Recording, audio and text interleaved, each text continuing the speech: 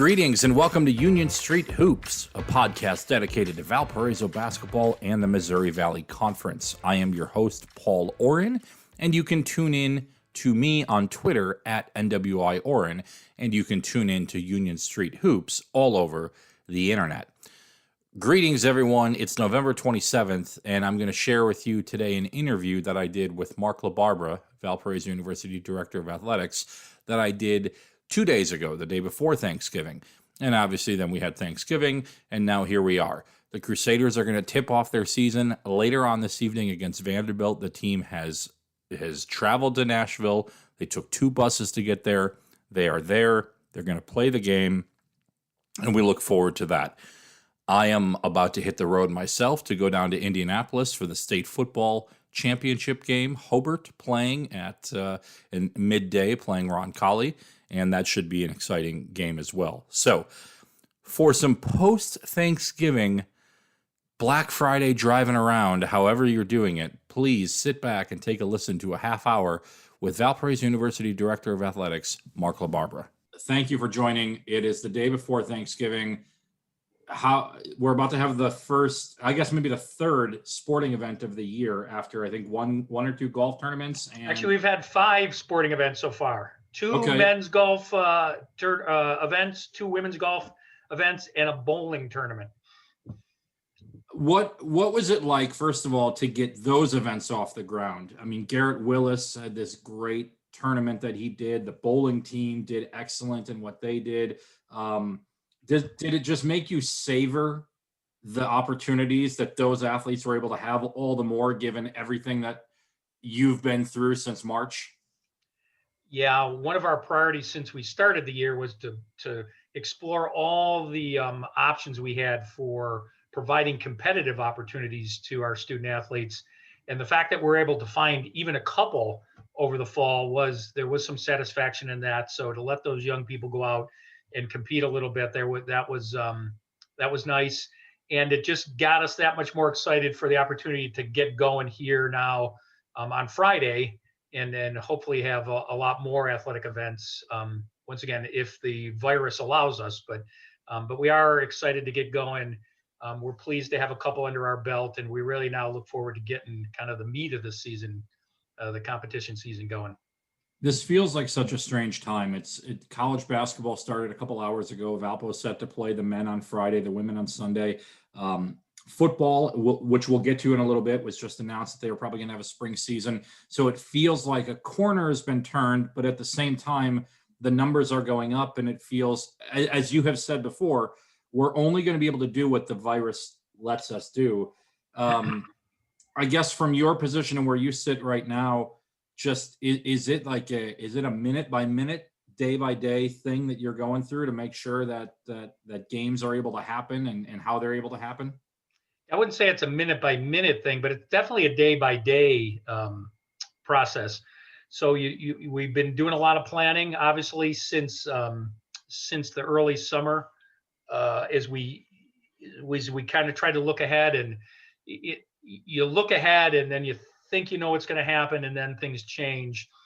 So it is kind of, I'll say it's definitely day by day. We've seen that already with men's basketball.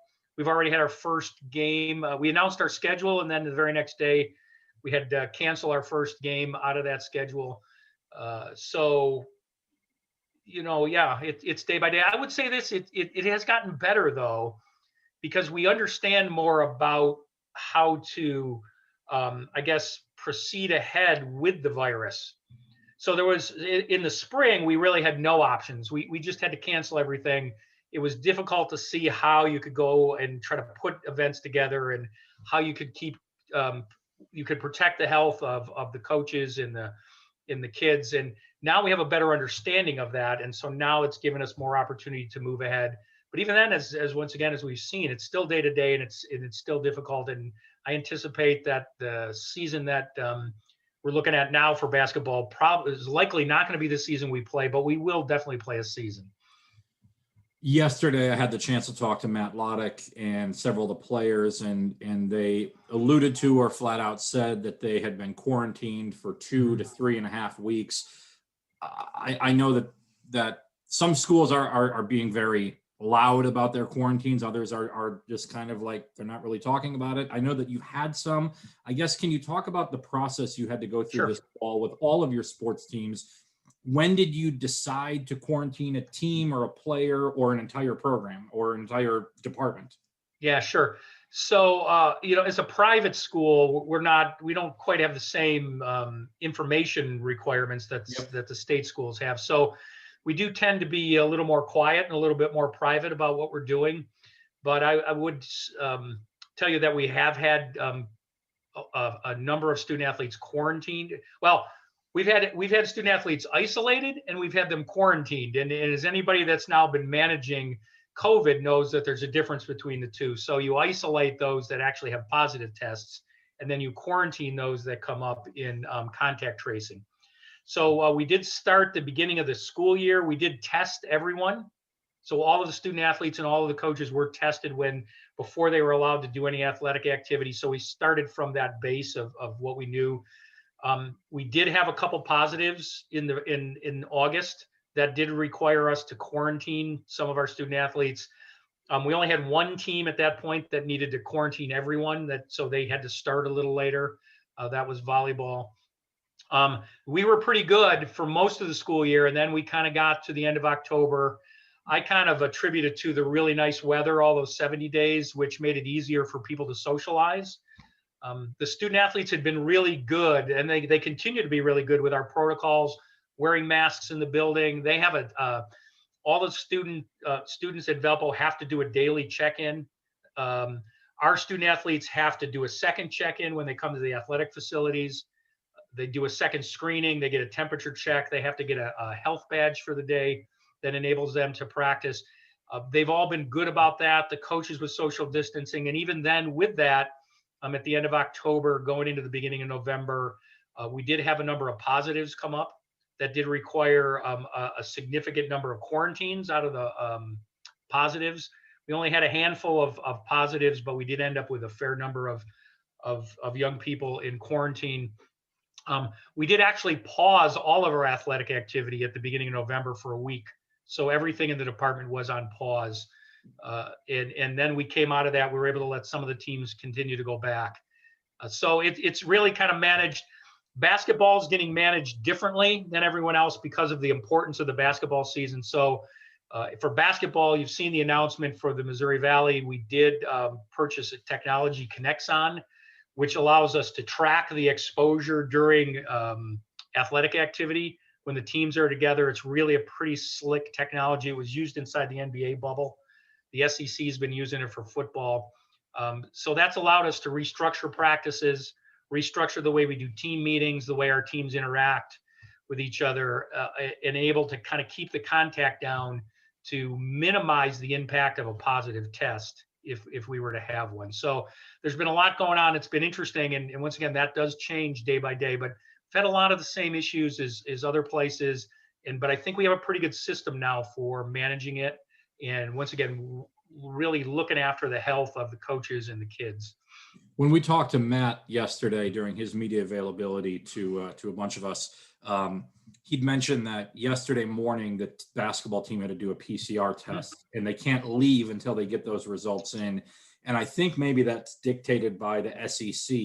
Is each non-conference game kind of going to have its own set of parameters in terms of what's needed to travel or to bring somebody to campus? Yeah, so there's an NCAA baseline, if you want to say that. So the NCAA has made a whole set of recommendations, and they've been updating those every couple of weeks. So right now, the recommendations around testing from the NCAA for basketball is a minimum of 3 antigen tests a week. So now there's antigen test, which is what people typically call a quick test, which you can get the results back in 15 minutes. And then there's the PCR test, which is the more invasive nasal swab. That's got a higher accuracy. So that's considered the gold standard. So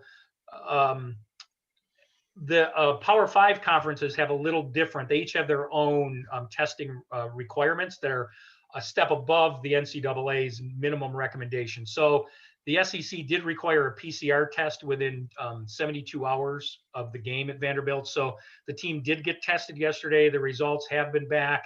Everyone is on their way to the game. So we're pleased with that.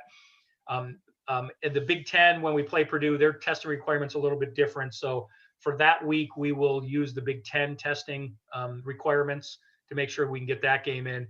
But on the whole, we'll be testing 3 times a week. We'll be testing all our basketball players 3 times a week with an antigen test, just as a screening tool. And we're hopeful that with that, we could be able to move ahead successfully. This is maybe an interesting question. We always talk about follow the money. Is this a department cost? Is this an NCAA thing? Yeah.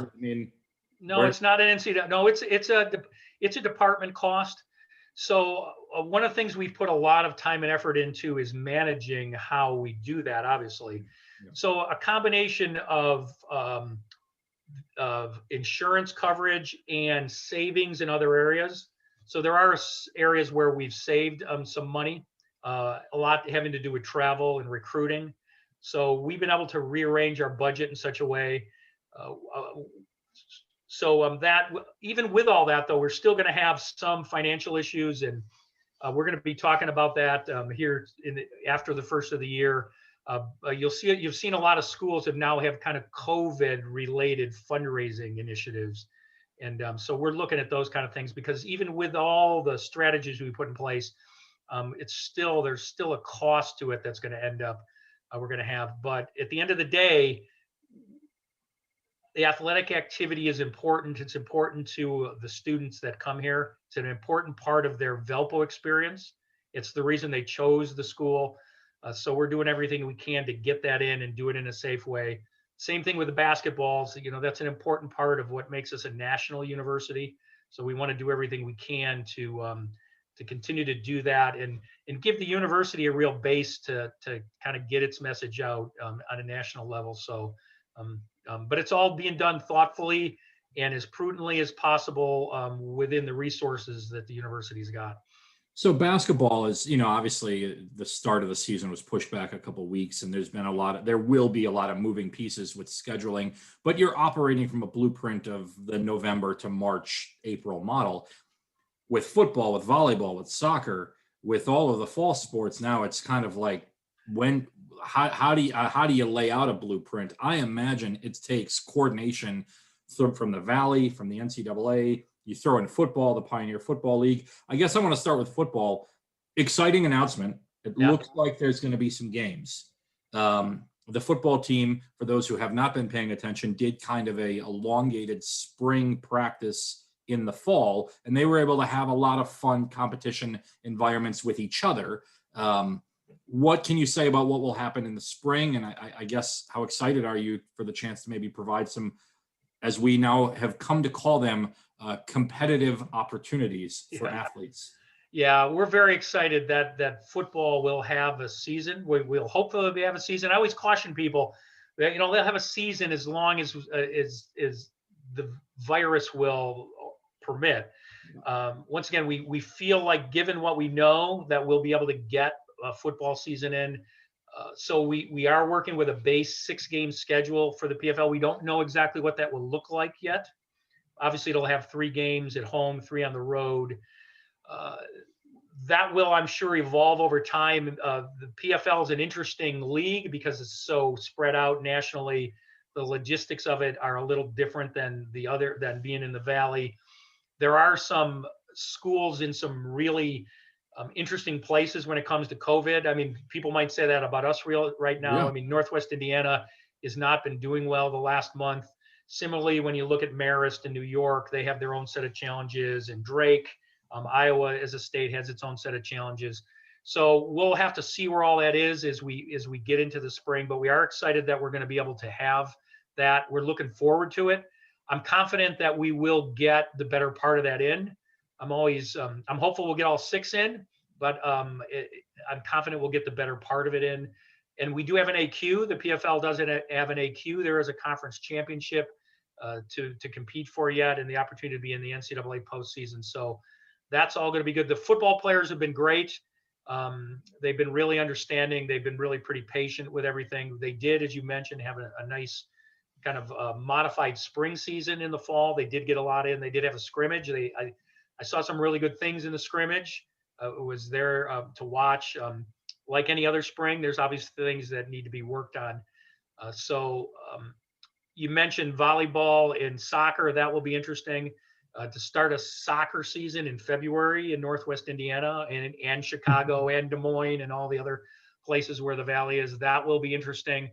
We are excited to give those young people competitive opportunities right now. Both of those programs just have conference schedules. That's probably pretty much what they'll have. They might be able to fit in one or two non-conference games. It will present some challenges facilities wise as we try to do everything in the spring. We do actually have a master schedule already. We have laid things out. It will be interesting. There's not quite as much overlap as we thought there might be. It also does help us that the Pioneer Football League is administered by the Missouri Valley. So they'll be doing the schedule and they know already where our conflicts would be as far as what will happen in the spring. So they'll be able to help us mitigate that to a certain extent. We have talked a couple times since March, various interviews here and there. They've all kind of run together because I feel like it's just been one long day since March 11th. Yeah. I do remember one of the conversations we had was about spring athletes who were granted an additional year of eligibility and how many of those kids would ultimately come back. And now they're, the NCAA has come forward and said winter sport athletes are going to get an additional year of eligibility, even if they play a season this year. And I imagine that would lead to expanded rosters as you've already signed players for next year. Do you have any sense as to what that might look like? And, in full disclosure, I asked Malik McMillan yesterday about this, and he said, I'm just focused on this year. I just want to play now. I'll deal with that when it comes. I imagine you look at a bigger picture than that. Yeah, we have to look at a bigger picture because we need to be out in front of it, as do the coaches. Because they are obviously recruiting, even though they can't go off campus and kids can't come here, but there's obviously a lot of active recruiting. You could see that in the signing period here a week or so ago. We signed a lot of kids that for this incoming class. So that is going to be a challenge for schools like Valpo. It's going to be a challenge for us. We don't have the resources to just add additional scholarships to all our programs. So we need to be able to look at that and I guess be a little more thoughtful and maybe a little bit more creative. I can look back at what we had to do in the spring. A lot of our spring athletes chose not to use that additional year of eligibility, but we were able to put together some plans for, I think 4 or 5 baseball players, I forget now exactly which, who really had the interest in going to graduate school. So we were able to help them put that together so they could go to graduate school here at Valpo, which was a good thing for everyone to keep them here as part of the program, to help them get off to a good start with their graduate degrees. So we're just going to have to take a look at it, but it's going to be hard. It's going to require the coaches to make some difficult decisions. It's going to require them to adjust the way they recruit because we just don't have the resources to provide that many scholarships for the next couple of years here at a place like Valpo. And once again, that's not unique to us. You're hearing that conversation at many schools, including some of the big schools, which is interesting. So it will be interesting to see how it plays out. I think you'll see probably more transfers if that's possible. I think that maybe will pick up as kids maybe find that they don't have a place at their current school, but maybe there's some other schools that would be looking at them. So it'll be interesting. And I'm not going to predict how it's going to go, but it'll be different and it'll be interesting. And we know some of those young people will stay here and we're excited about that, but some of them will be moving to whatever's next for them. Well, let's talk about something good for a second. Sure. The baseball field is being reworked. What additions are you making over to the baseball field? Yeah, so we're excited. So we have a full, I have in my office a full build out for baseball that would renovate the entire thing. What we're doing right now is phase 1 of that. The full project can be done probably in 3 or 4 phases. This is the first phase. So what we're doing out there is we are putting an AstroTurf field in for the infield in the foul areas. So the outfield will continue to be grass. It's a similar setup to what Illinois State has. We've been there. We've looked at it. It's very nice. We're going to do some drainage and irrigation work in our outfield. We're going to redo a lot of the fencing, particularly in front of the dugouts. We're going to deal with some of the drainage around the field. And then the last piece is we're upgrading the technology. We are the only school in the Valley that currently can't stream their games to ESPN. So we very much want to be able to get that done too. So this will all be a big step forward for us. It'll provide us the opportunity to have more home games because it'll give us a good quality service that will be available regardless of weather. So we'll have that. Will give us the opportunity to have more home games. It'll give us some more opportunities to practice actually on the field, particularly in the fall and in the early spring as we lead into the season. It's a great step forward. We are excited. We really want to be able to compete for a Missouri Valley Conference championship. It is an amazing baseball conference. I don't know if everybody yet realizes what a quality baseball conference is. It is a top 10 collegiate conference. 2 years ago, I don't know where we ended up last year because the season got halted, but the year before that, we were ranked ahead of the Big Ten as a conference for baseball. So to be in a conference that's that strong, particularly with the history and the tradition we have in our baseball program, we're excited about that. So I did say this in some other settings. I'm looking for the last $100,000 to get that whole thing done. We've raised most of it. That would enable to make sure we're actually can get streamed. So that's a priority between now and when baseball starts. But it's a lot of exciting things happening, and we're really excited for that program and looking forward to seeing if we can compete at the top of the Valley. Well, Ryan Broekhoff just re-signed to the Philadelphia 76ers, so that might be the first phone call. I guess I want to end with this. The spectator situation at the Arc. Obviously, it's going to be difficult to bring in people off the street. You talk about all of the different checkpoints that the athletes have to go through to get in the building. Just what have the conversations been like about that? And knowing that fans can't be there right now, are there plans to jazz up the inside of the arena at all during the games? Are you doing cardboard cutouts, or are you going to, anything like that? Yeah. So, we're disappointed that we won't be able to have the building open to the general public to start. Clearly, all of our decisions that are for spectators are driven first by what's happening in the state of Indiana. And if people are familiar with Indiana, we've got this system, and we are red as a county, which is not good. That's the worst you can be. So that dictates the events that are possible. And then starting with that as the base, then we need to go to Porter County. We need to put a plan in front of Porter County. They've been really good to work with to make sure that what we're doing, the local health authorities are comfortable with. So we've been able to put all that together, and we do have a plan in place that we announced that will only permit a limited number of family to come in to watch the players. We figure when we're all said and done with the players and the people running the event, there'll probably be somewhere between 250, probably max 250 people in the building to start with. But that's really where we need to be. We need to be very thoughtful about the community health, the health of our players, the people that come to the games. We will review that at the end of December, and then we'll see where we are as a state, where we are as the county, and if we can expand that. We do have a plan that has a variety of levels. We are now at restricted access level 1. That's only families. That's a step above closed. So we're glad that we're a step above closed. And there's a couple other levels in between that we'll see if we can work our way through. We have had a conversation with alumni about selling cutouts. So we're going to check with them to see where that is. We are going to work with Van Wagner to try to do some things to put a little bit more color into the facility. Right now, we've just kind of finalizing the setup to make sure that we meet all the health requirements we need, even with a reduced number of people in. So right now, when people see it, it'll probably still look a little bland, but it should look differently as we move in now that we know exactly where we're going to be. And I would say this to everybody, we put off the decision as long as possible because the way I looked at it, the longer we put it off, the longer it was until we were told no. And with the hope that maybe something would break our way and we could get to a situation where more people could be involved, but that's just not going to be the case right now. So that's fine. I've been watching some today. I was watching Illinois State at Ohio State and Drake at Kansas State, and people are doing a nice job. There's a good feel to it, so hopefully we'll be able to do that in the ARC too.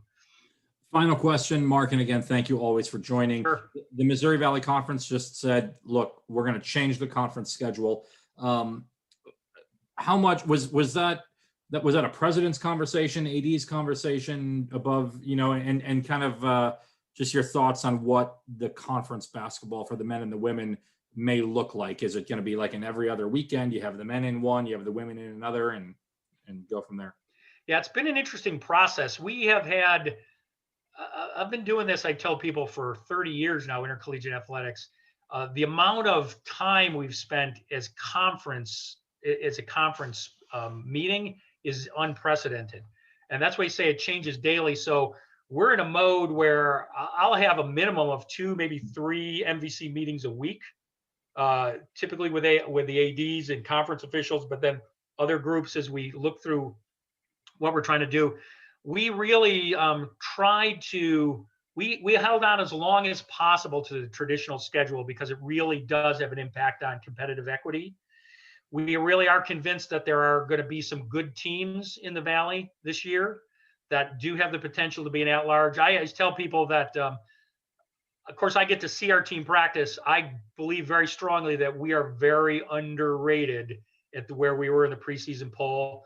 I understand why people put us there because of changes on the team, but I think we've got a pretty talented team, and I believe, like last year, we're going to show differently than people think we're going to show at this point in the year.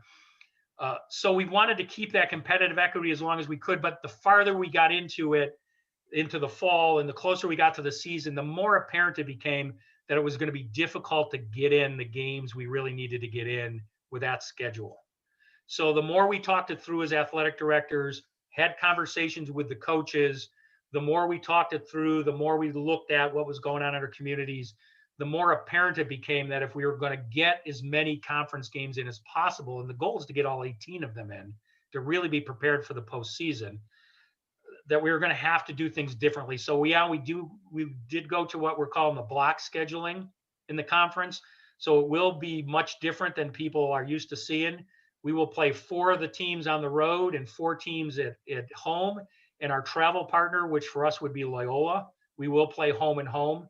So you will see Loyola in our building once, and we'll be at the Gentile Center once. But then we'll have 4 of those other schools will be at our place for back-to-back games, Fridays and Saturdays. And then 4 of those will be on the road, and the same thing will happen. And the intent is to get those games in, to reduce the amount of travel, to reduce the amount of exposure that you have going off campus to possibly pick up the virus. But it also provides us more flexibility and opportunities to get games in.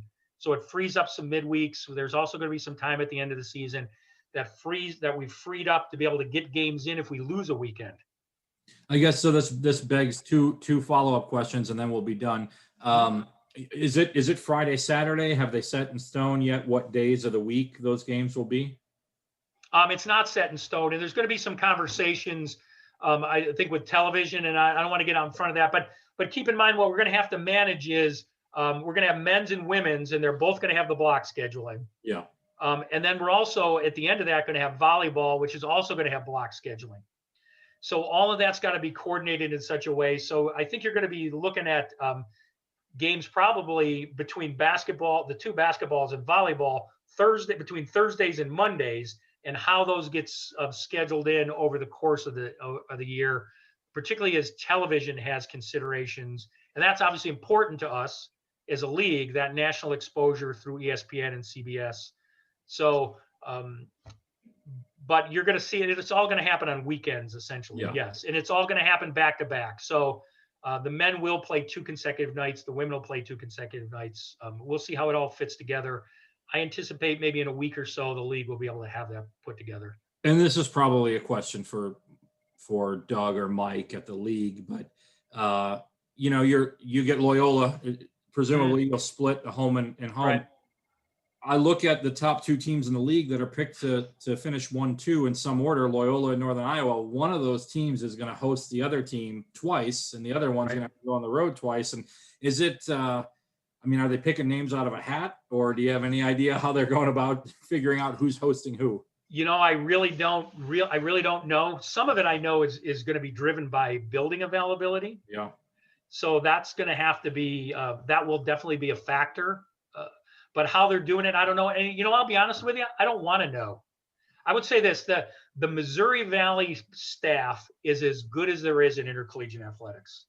I mean, the staff there is first rate, starting with Doug Elgin, the commissioner, but Patty Viverito and Greg Walter, and then the other people they have, Jack Watkins and Mike Kern. And I'm going to miss people. I shouldn't start naming people, but they have a first rate staff top to bottom. And they will come up with a reasonable way to do it. And then we know there's going to be competitive inequity. It's just, there's no way around it with that schedule. And then we're just all going to have to live with it. And it is what it is. But I really trust the process that they'll use to put it together. Well, considering the alternative of not being able to play at all, I'm happy to bring in competitive inequities if that just means games still get played. Mark, thank you as always. Yep. It's always a pleasure. Hope to see you in St. Louis. Yeah. And at the Arc, maybe, perhaps. I'll be there with badges and masks on. So. Yes, you will. And I was part of the team that put the protocols together. We spent a lot of time on that this summer, and we actually just revised them about a week and a half ago. So we've got all brand new ones. But yes, I hope to be there. And I know you'll be there, and I know the protocols you got to go through, and I know the protocols I got to go through to get in the building. But it will be good to see athletics live and in person. Mark LaBarbera, thank you very much. In a year unlike any other, it has certainly been it's been a pleasure today. Thank you. It has been an unconventional year, to say the least, and it's always a pleasure to spend time with you. And happy Thanksgiving, Paul. Happy Thanksgiving. Enjoy your holiday. Nobody circles the wagons like the Buffalo Bills. Yes.